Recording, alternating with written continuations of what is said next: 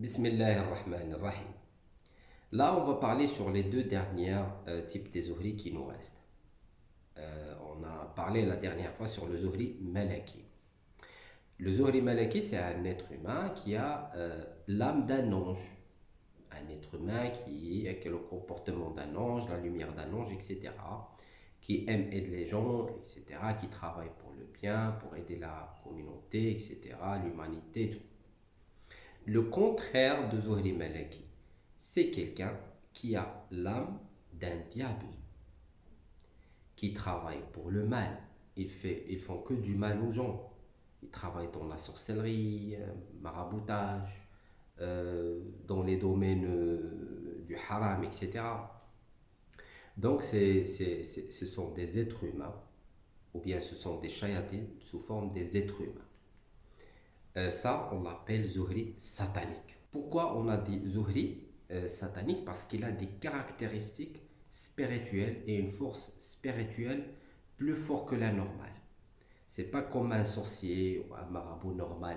Par exemple, parfois on trouve des sorciers qui cherchent des Zuhri pour qu'ils volent leur énergie, etc., pour qu'ils travaillent avec, etc. Et il essaye de prendre des gens en possession pour travailler, pour passer la sorcellerie à travers ces gens-là, etc. Non. Ce gens-là, ils ont une force spirituelle, des compétences spirituelles, ils ont des contacts avec les grosses têtes des shayatines, etc. Donc, c'est un cas exceptionnel. Et je vais vous dire le but, pourquoi on a décrit ces types des zuhri, c'est pour faire attention. Premièrement, d'où vient ce type des zuhri? Je vais vous donner deux exemples. Le premier exemple d'un sorcier, sorcière, il s'est marié. Donc c'est normal, les enfants qui vont sortir, parce que sorcière, sorcier, 100% noir, les enfants qui vont sortir, aussi c'est par défaut, ils ont des compétences spirituelles, la science de la sorcellerie, la voyance, les trucs, c'est normal, ils vont travailler dans le domaine de leurs parents.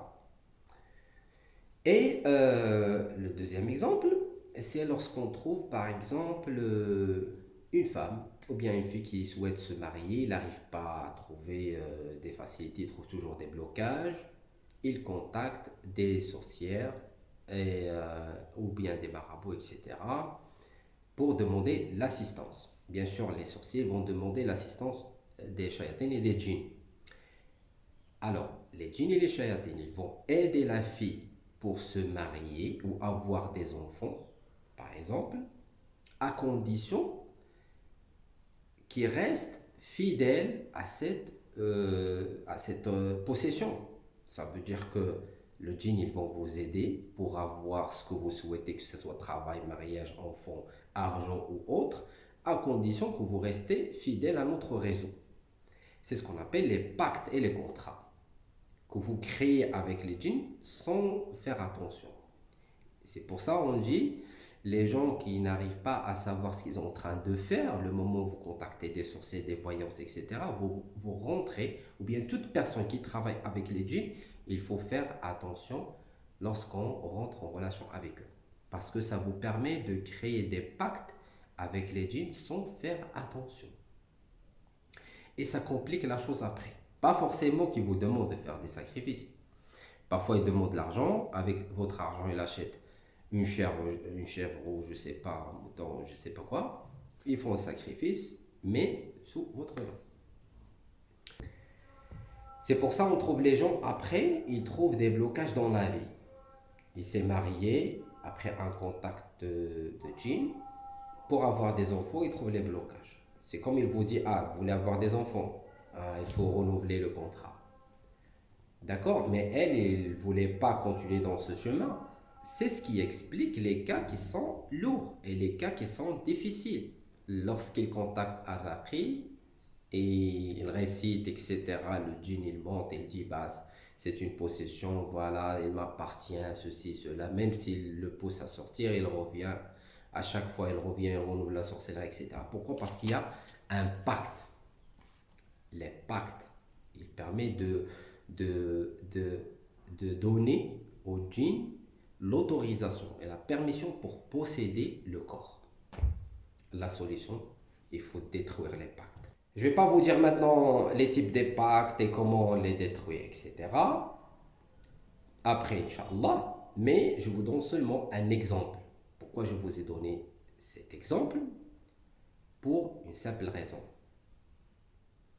Pour ceux qui cherchent des personnes avec qui ils souhaitent partager la vie, travail, business, études, mariage ou autre, il faut bien choisir les bonnes personnes. Il ne faut pas rentrer n'importe qui dans votre vie. Donc il faut faire attention.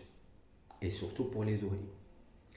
Parce que le zohri, comme j'ai dit, il absorbe l'énergie des autres.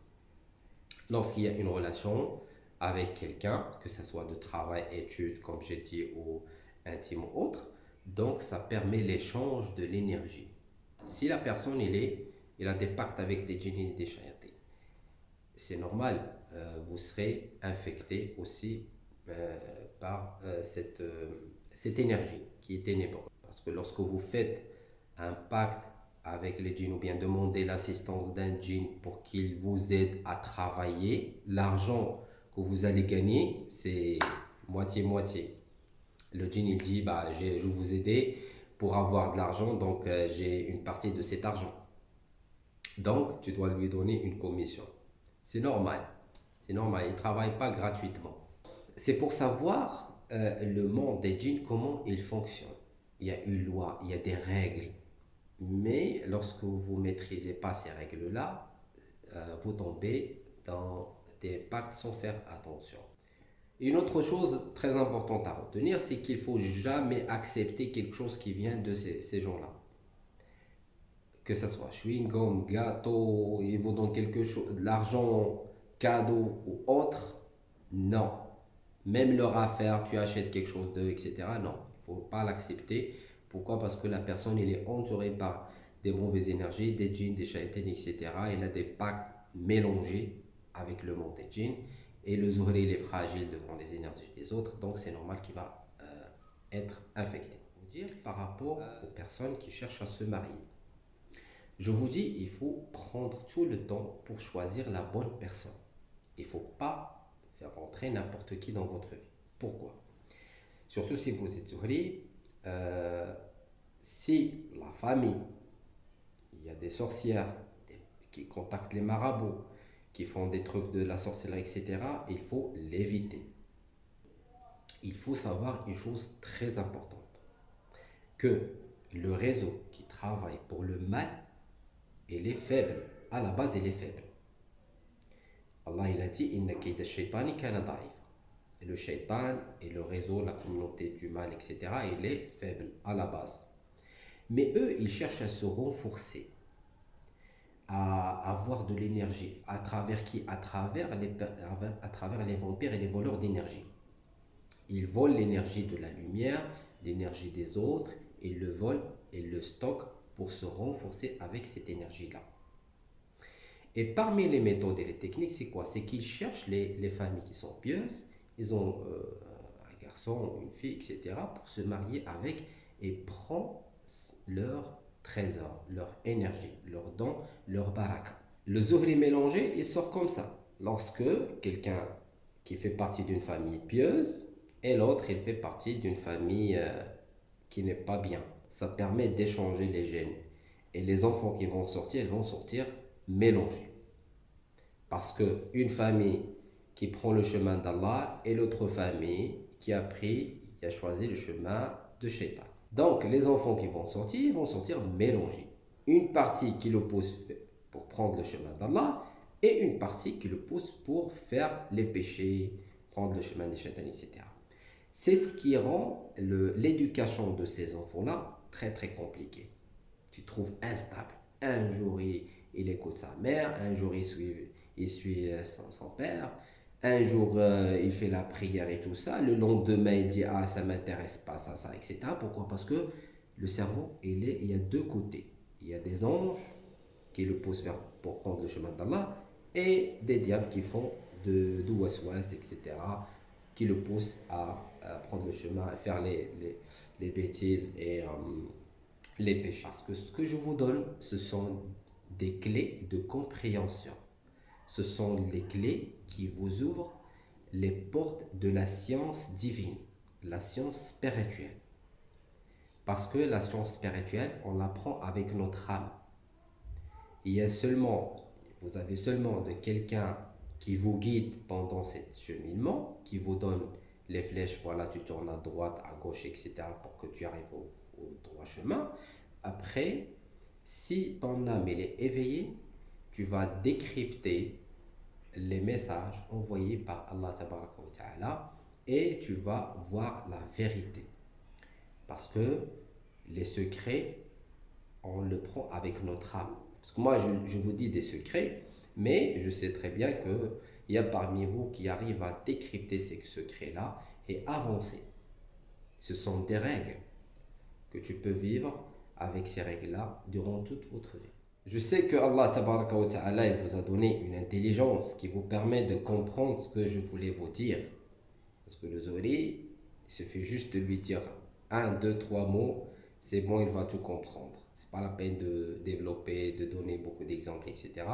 Mais on essaie quand même de rapprocher l'idée pour vous, Inch'Allah.